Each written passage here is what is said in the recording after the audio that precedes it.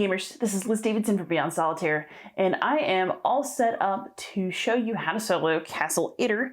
This is the second published game in the Valiant Defense series, designed by David Thompson and published by Dan Versen Games. The first in the series is Pavlov's House, which I have of course covered already on this channel, and the third in line is Soldiers and Postmen's Uniforms, which I've recently previewed, so I figured it was good to give Castle Itter a turn. Castle Itter is called the strangest battle of World War II for a reason. Basically, right at the end of World War II, when the outcome was basically decided, the Germans still went on a rampage through the countryside, and a motley crew of Americans and some SS officers and some French prisoners and some Austrian freedom fighters all gathered at Castle Itter to hold it for one last stand. So in this game, we are going to be trying to hold on as we get through either this deck of difficult things that could happen, or until one of our French prisoners, Mortar, can escape and go get some reinforcements, in which case we can shuffle in this 142nd Infantry Regiment card and maybe end the game a little early. We're not going to play up to that point, but that's how it can end. So let me talk you through setup really quick so you can kind of get a sense of how this game is going to flow. So one of the first things I did is I just laid out my counters down here. These are some reinforcements that might come in later, but these are your main guys that you start with in a game of Castle Itter. I'm going to be placing them onto the board every time I have a turn until they're all out there. You also start with 5 French prisoners in the cellar, but they don't get to do anything until all of your other guys are deployed here at Castle Itter. So we'll talk in a moment about what abilities these guys have, but know that I've set my defenders out. I've also put some German riflemen at every main entry point on the map. So basically there will be these numbers, and you put a rifleman on each number. I've also got my defense value set up. So right now Castle Itter is pretty strong. So I've put the shield defense token on the highest value on each of the locations within Castle Itter. However, of course, things are going to get worse as the game goes by, and those numbers will be dropping. I'm not going to use it for this playthrough, but I saw the tactics deck to the side. If you want to play a more advanced game of Castle Itter, then you incorporate the tactics, which make each turn just a little bit spicier for you and not in a game simplification sort of way. They're definitely designed to make this tougher, and it's already tough. And then you also have your enemy deck. So the SS deck is set up to make lots of trouble for you. Basically, there are several different card values. So you have the 4s at the bottom, 3s, 2s, and 1. So basically I shuffled all the 1s, 2s, 3s, and 4s separately and then stacked them on top of each other with the 4s at the bottom, the 1s on the top. So things will get progressively more difficult as the game goes by. Just so you know, the game will instruct you to keep things next to the board, but I'm very much a tray counter girl, so everything is over here. So there are a bunch of German tokens that are out there, so riflemen and scouts and Sturms, machine guns, mortars. Those will come into play as we go. I also have lots of disruption counters, suppression tokens, action tokens. At one point we might be able to, at one point in the game you can get this one nice little bit of ammo. Basically I just keep everything here. So every time I need a token, that's where it's going to come from. It's why you don't see it by the board. So I think what I'd like to do for this is just play a couple of sample turns and talk you through all the options as we go. That ought to give you a good enough idea of how to play this to go and have some fun on your own. This game is deliciously tense and tough, and I think you'll like it if you enjoy a good historical game that doesn't take 5 million hours to learn. In each of the Valiant Defense games, the turn order changes a little bit. In Castle Itter, the defender phase comes first, and so what that means is that our guys get to go first. What I'm going to do with them is I get to take 5 actions each turn. And in the first turns of the game, when I don't have anybody on the board, what that means is I can put 5 of these guys out and take an action with each if I so choose. Normally, once everybody's on the board, moving is a separate action that will cost something. But since I'm still in these early deployment phases of the game, I get a little bit of a break from that. So there are a range of actions that you're allowed to take in Castle Itter. Most of them will exhaust your defender, which means that you're going to have him recover later. And let's talk through what those are. So the main one that I'm going to be showing you shortly is attack. So put yourself in a combat position on this board and attack someone in your line of sight. So line of sight is determined by color. So if I'm in red, I can attack somebody in red. If I'm in purple, I can attack in purple. If I'm in a red-purple spot, I can attack red or purple. So there's a color coding to let you know who you can hit and who can hit you. There's also suppress. Besotted Ginny is quite helpful with that. She is a tank that'll eventually get destroyed during the game, which is really sad, but you know, you can send some guys over here and do some damage first. So suppress basically means that you can put suppression tokens in these boxes, and as enemy soldiers move into the colors associated with those boxes, you can decide whether you want to spend suppression tokens to try to keep them from advancing. Now we get to movement. So there are two ways to move. There's movement within a location, so movement within the keep, movement within the Great Hall, the South Terrace, the North Terrace, Besotted Ginny, or the Gatehouse. If you're moving within an area, it still exhausts you, but it does count as a free action. So I can take 5 actions and also move a person within a location as a free 6th action. It exhausts them, but it doesn't count against my action total. The other way to move is to move to a new location. So it's a full cost action to go from, say, the keep to the Great Hall, because you're moving from one location to another location. What's cool though is that you can move from any one location to any other. So you can go all the way from the tank over to the North Terrace. You can go all the way from the South Terrace over to the Gatehouse, and there's no restriction on that. So move as far as you want, because that's just that one action, make the most of it. And then there are a couple of special actions. There's one called Command. So some of our tokens, and we're going to talk about the code of that in a moment, have a letter C on them, which stands for Command. So because pretty much every action you take exhausts your guy, except for the one that we haven't quite talked about yet, which is Recover. So after you've exhausted yourself, you can take a separate Recover action that counts against the total of actions that you take on the turn. That's kind of inefficient. So if you have someone who can take a command action, what that means is that you can recover multiple people in the same location with one command action, instead of having each of them take annoying separate recover actions. So you want to make sure that your commanders are in good spaces to take advantage of that. And then the one other special option is Escape. Only Barotra can escape.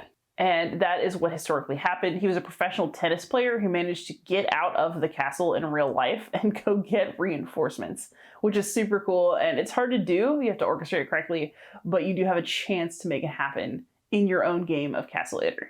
So let's move some dudes out and make some things happen so you can see how all this works.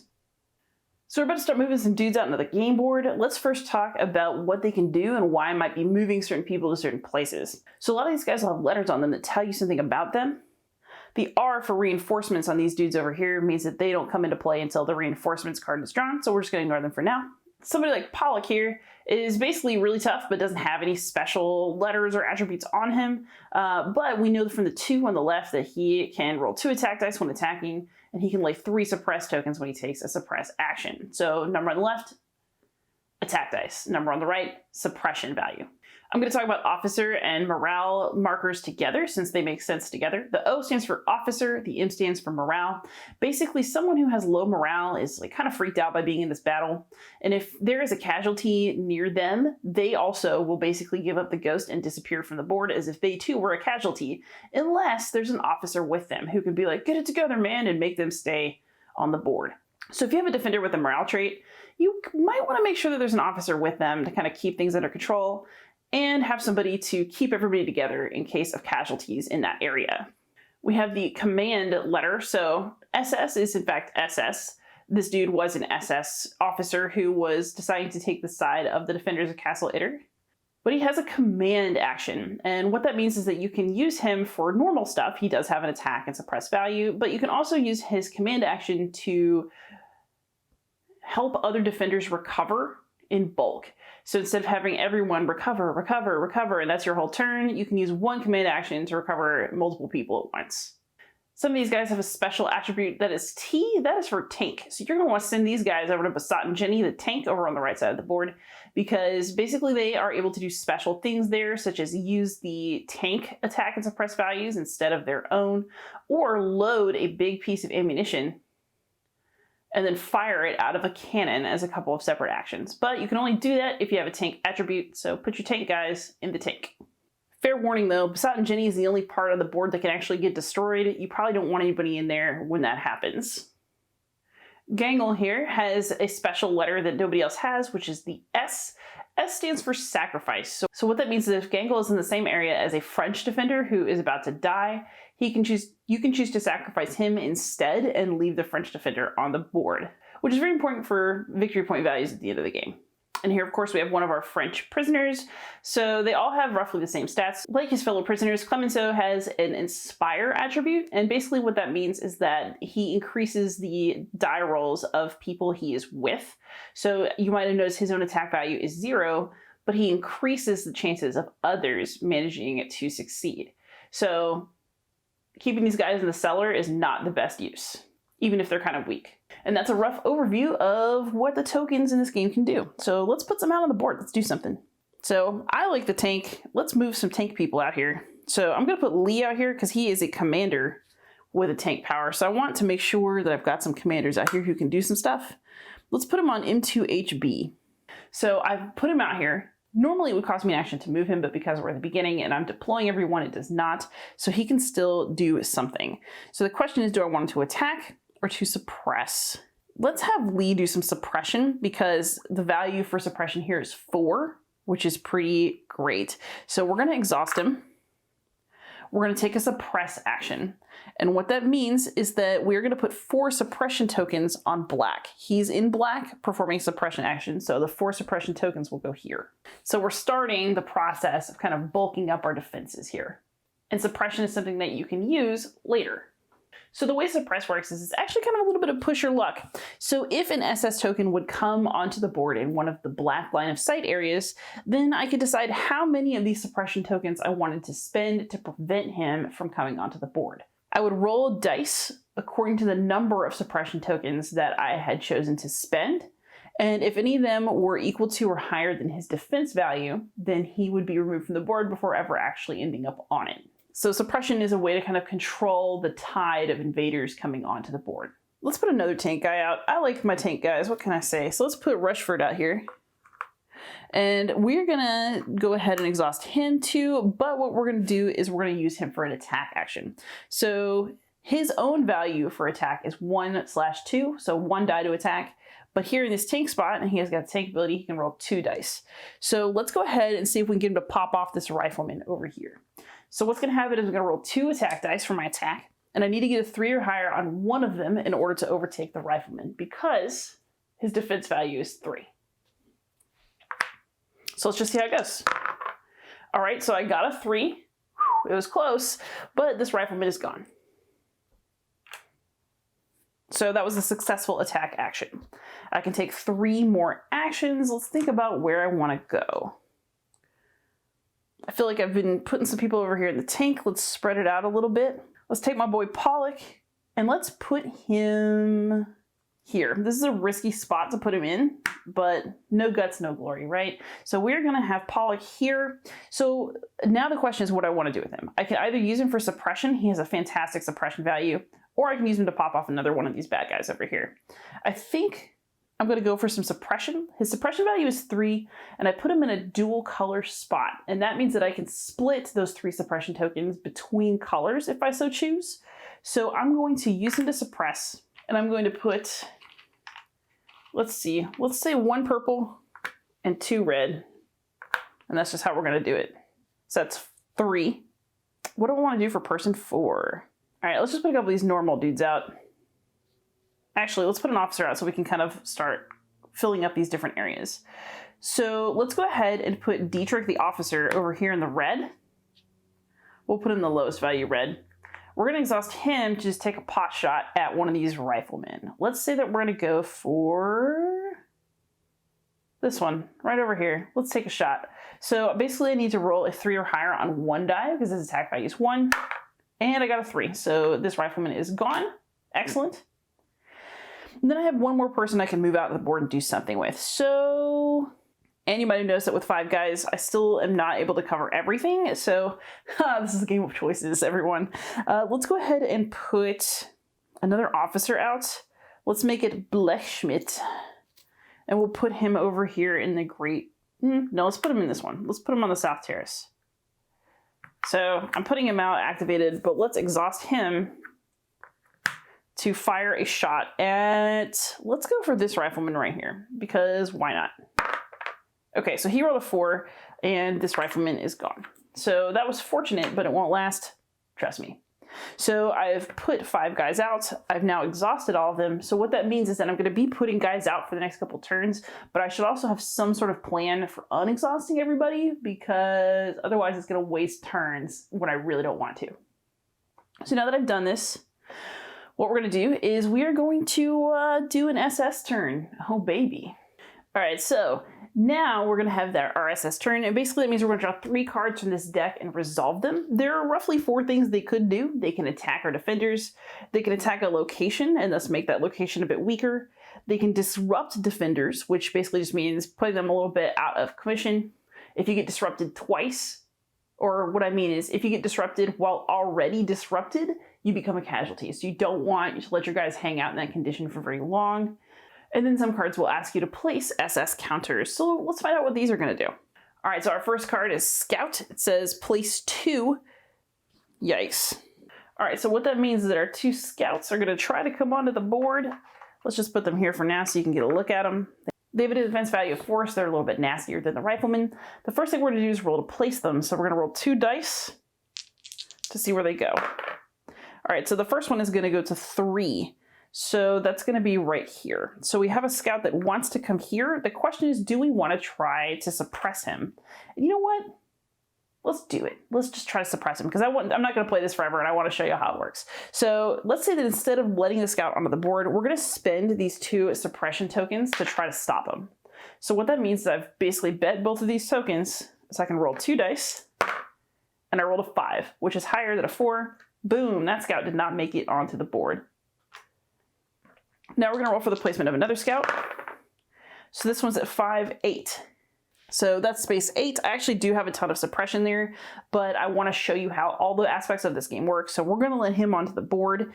What that's basically going to mean is that he's going to come here into space 8, and he's going to push the person he came behind further down the track onto the board.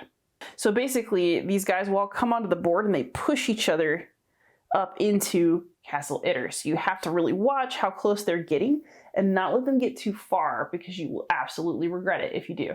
So that was card number 1, so we'll discard it. Card number 2 is place 2 Riflemen. Oh dear. All right, so let's grab our 2 Riflemen that we might place and figure out where these jerks are going to go. All right, so we're going to roll 2 dice. So this is a 5, so this would be 5 up here. Okay, I'm going to let this guy on. And then 5 again. No. All right, so we're going to go ahead and use this purple suppression to see if we can stop him. And let's go 3 or higher. Oh, a 5. So this rifleman never made it. Ha ha ha. That's card number 2. And let's see what happens with card number 3. Uh-oh. So Flak 37, an attack location. So basically what's going to happen is we're going to have an attack on Castle Itter. So what's going to happen is first we're going to roll to see which part of my building this thing is going to attack. So 1 or a 2, that means that we're going for the keep. So this keep right here is about to get attacked, and we're going to roll 5 dice because that's the number that's here on the card. So basically the idea of this is that I don't want to roll any 6s, because if I do, then the defense value of the keep will go down. The defense value of the building matters because when someone tries to disrupt your defenders inside, they have to meet or beat the defense value of the building. So right now it's pretty good, but it'll drop a bit if I roll a 6. So, oh yes, no 6s, ha ha ha. So that card absolutely failed, I'm relieved to say. So that was the 3 SS cards, and that was a full SS turn, and now we're going to go back to a defender turn. What I think I'm going to do, however, is because it's sort of a special situation where these guys show up, I'm going to play the game forward a little bit and then just show you what a turn looks like when everybody's on the board. So, BRB. All right, I'm back. Things have been changing. The South Terrace is looking a little bit more beat up. My guys are looking mostly okay, but we've still got, a significant little portion of dudes coming in. And I can tell you that we are going to be the last 3 SS cards of phase 1, so things are about to get tougher. I also haven't drawn some of the nastier cards in here, so I figured that we would just pop in on the SS phase after the defender phase where I placed all my counters out so that we could go through things just a bit more. So Machine Gunner. So the Machine Gunner is terrible. So we're going to roll to place 1. If I can possibly suppress this, I will, because basically they just sit there and try to disrupt your guys. So this one is coming to 3. I can't disrupt anything there, unfortunately. So what's going to happen is that he's just going to hang out in this placement area forever. It doesn't really matter who else is here. And then once you have some machine gunners out, they're going to attempt to disrupt somebody in the red area. Yikes. So we're going to show you how that works. So our buddy the machine gunner can roll 2 disruption dice and has a defense value of 4. So the 4 is in the shield, so you can tell. So let's see how that ends up working. So first we're going to roll 1 die to see where he's going to try to suppress. So all my red spots are full. It could be anybody. He's going to go for 6. So he's going to try to suppress our buddy Pollock up here, which would be really unfortunate because he's really strong, and I was hoping to use a command action to get him rare to go this next turn. So let's hope for the best. He is currently located in the North Terrace. Our defense value is a 6. So our machine gunner is going to try to roll 2 disrupt dice. If he gets a 6, then Pollock will be disrupted. If he does not, then haha. And he did not. Whew. Oh, if that part of the building had taken any damage, we'd have a problem. But he didn't roll that 6 he needed, so this time we're okay. But I 100% want to shoot this dude at some point, because he's bad. All right, oh dear. So now we have a Sturm. Place 1 of those. That is not going to be fun. I'm not looking forward to that. So let's see if we can put him, come on, roll black so I can at least try to suppress you, you jerk. And no, he's coming in on the 4. So this is just where he's going to pop on. So now there's a really nasty guy coming along the path. Uh-oh. And of course, people will be coming behind him to push him forward. Woo! Okay, 1 more card. Oh no, it's a Mortar. This one rolls 3 disrupt dice. Great! So let's place this one and see where that one's going to try to go. Go somewhere where I can suppress you. An 8. Can I suppress 8? Yes, I can. Ha ha ha. Okay, so a Mortar is going to try to come on here, but I hate mortars really bad. So I'm going to let's spend 3 of these suppressions to try to make sure we hit a 4 or higher, because he got to go. Yes, we got it. So we got a 5. That was what we needed. This does not make it onto the board, and so does not get a chance to try to disrupt anybody in this black area of the board. Whew, okay. So now we're on to a normal-ish turn where all the defenders are on the board, and I just felt like you should see that because the first rounds are very special, right? The first few turns, you're just moving people onto the board. Now everyone's here, and we have to figure out what to do. So there's some tokens that I don't usually use in the first few turns that I want to show you now, make sure that you get to see them and know what they are. So first we have these lovely action tokens. So basically you use these to mark anybody who's taken an action. There are 5 of them. That makes more sense. So when you're just taking guys from down here and putting them on the board, it's really easy to figure out who just did stuff because you just put them there. But now things are going to get a little crazier, so you need these now. The other thing that you need are going to be these recover tokens, which I plan to be using very generously this turn. So these are recover tokens. Use these to mark guys who have recovered, because basically I am planning to use these commanders to take command actions to recover people in various areas of my castle. However, I can't then just take an action with people who just recovered. They have to wait until next defender turn before they can do anything still. So I have to mark them with this recovery token so that we know that they're not raring to go. They in fact just recovered, and then next turn they can do something. So let's go ahead and go through one more full turn. We'll do our defense phase, we'll do our SS phase, and then I feel like that's enough for you to know how to play this game. So the first thing I plan to do personally is we're going to be using some command actions. Our good buddy Schrader is going to exhaust himself in order to unexhaust up to 3 people in his area. So that means that Pollock and Huckle have returned to action. Fantastic. So I put tokens on them to mark that I can't just then take an action with them. We are also going to have this guy over in the tank area exhaust himself to recover these dudes over here so that we can have some more sweet tank action over at Besotted Jenny. And then, let's see, do I have any other commanders out? Yeah, so he already shot somebody earlier, so I'm going to recover him so he can do some stuff next turn. And now I can take 2 more turns. Everybody who's out here is exhausted, but I might want to move some Frenchmen out, even though that puts them at risk and we don't want to do that. They can't just stay in the cellar forever. They want to do something. It's important. So let's go ahead and bring a couple of these dudes up. So let's take De La Roque and put him here. So that is a movement. He'll be exhausted from his move from the cellar. And then let's actually put somebody here since this captain is about to bring everybody back to action. So let's put another Frenchman here. So he moved and that was an action. So that was a full turn. So you might have noticed that we didn't get to do a lot of shooting this turn, and that's actually kind of what I wanted you to see. When you get to a point where everybody's kind of messed up and tired, guess what? Your actions get more limited. So those first turns are like a free-for-all because everybody has an action, like let's go, let's go, let's go. And now we're in the recovery phase where things get messy. So that was all of our actions. We're done. So now what's going to happen is you can just go ahead and clear all these tokens off the board because you don't need them anymore. We've already marked what happened everywhere. And as you can see, we've got several guys who are raring to go for a next turn, and we may also want to do some more recovery type stuff. The other thing that's interesting is that you might notice that this castle is pretty full now. So that also makes challenges for movement. If you decide to move people, they have to move into an empty space. So you have to get somebody out of a space before you can move somebody else in. And if they're exhausted, they can't move. So you can end up with some real kind of roadblocks if you're trying to be very fluid with your movements around Castle Itter.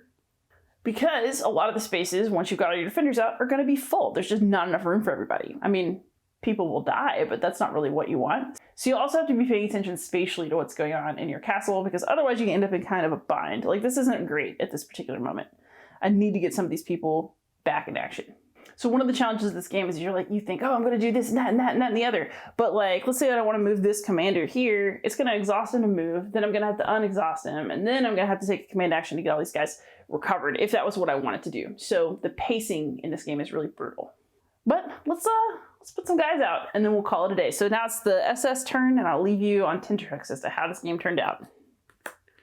All right, so we're going to try to place 2 scouts, see where they go. All right, so 4, he's definitely coming out. So this dude will go here, and then a scout will come out. Yikes. All right, and then we have a 10. So here's 10. You know what? I'm going to see if I can suppress this scout just because. So he might come here, but let's go ahead and roll and see if I can prevent it. Nope, that did not work. Oops. So we do have a scout here and no suppression tokens left. Bummer. All right, card number 2. No, it's a Sturm.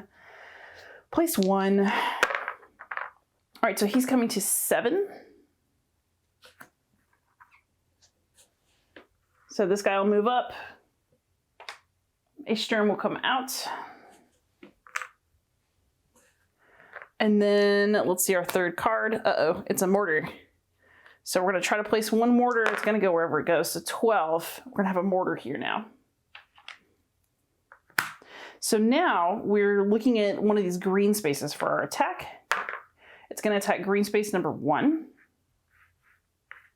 I don't know where okay, this guy. It's coming after this dude. So now we're going to roll. He's in the Great Hall, so it's got to get 6 or better. We are going to roll 3 dice and see. Oh, yep, one of them's a 6. So now what's going to happen is that this guy is disrupted. So he's exhausted and disrupted. It's going to take a bit longer to get him ready to roll. However, I also don't want to leave this on there because guess what? If you get disrupted twice, you die. Fun tactical fact before I finish off this video, FYI, you are actually safer in a lower numbered square than you are in a higher. So let's say I was going to attack with this mortar and I rolled a 4, and the 4 were empty. This guy weren't here. We would look at 5 and 6 to see if anybody was there before going 3, 2, 1. So if you're in the 1 space, you actually have a better shot at not getting shot at. So if you have choices and there's somebody that you want to protect, a lower numbered space is usually just a touch safer than a higher numbered one if you want to avoid disruption. But that is an overview of how to play Castle Itter. It is simple to play. It is very tense, as you might have noticed. Like, we're not in a beautiful shape here and there's lots of Germans, but that is part of the fun. It's supposed to be the Valiant Defense series. You're supposed to feel like you're really up against a lot. And this game does give you that feeling while still being a whole lot of fun. I highly recommend it. Hope you enjoyed this video. If you did, please like and subscribe, and happy gaming.